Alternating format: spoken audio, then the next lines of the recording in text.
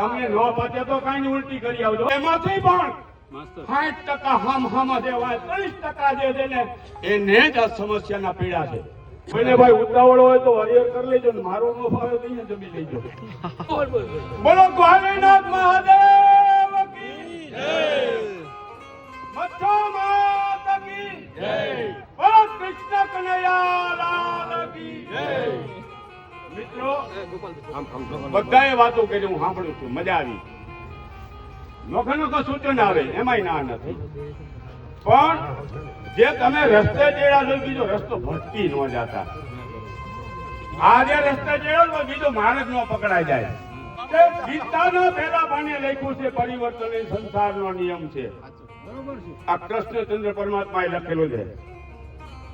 અને આપણે પણ કૃષ્ણની પરંપરા ભૂલી ગયા છે. તમને ઘણી બધી મારી વાત સારી લાગશે, અમુકને નહીં લાગે. કૃષ્ણ પરંપરા ભૂલી ગયા ને એટલે આ બધી વાતો આવે છે.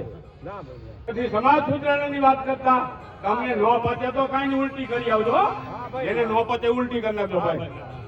આમાં હું ટુકારો નથી દેતો, કોઈ કાંઈ નથી દેતો.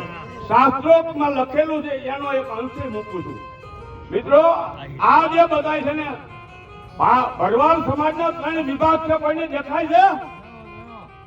3 વિભાગમાં પડ્યું છે ભરવાડ સમાજ. અને પહેલો વર્ગ છે એ અમારા મેવાડા સાહેબ જેવા ભણેલ ગણેલ છોકરા છે. પહેલો વર્ગ છે નોકરિયાત કર્મચારી છે. એ લોકો ક્યાંય ભરવાડમાં દીકરી માંગવા ગયા, એને લાયક ગોતશે, હવે પાત્ર ગોતશે અને એ પાત્ર અનુસાર એનું સંસાર ભણેલ ગણેલ વગર એ લોકો એને ગોતશે. એક વર્ગ આ છે, આ પાડો કે ના પાડો. બીજો વર્ગ એવો છે કે 3 ગુજરાતી નથી ભણ્યો અને કરોડોમાં આરોટે છે. એને આપણે દીકરી દઈશે નહીં દે. તો ત્રીજો વર્ગ જે છે એ આ બેઠો ચડાયેલો વર્ગ. કોઈ ઢોરા રાખે, કોઈ બકરા રાખે, કોઈ ગાઢ રાખે, કોઈ ખેતી કરે, કોઈ ધંધા કરે. આ કચરાયેલો વર્ગ છે. એમાંથી પણ 60% હમ દેવાય 30% જે છે ને એને જ આ સમસ્યાના પીડા છે. આથી તો ખોટી.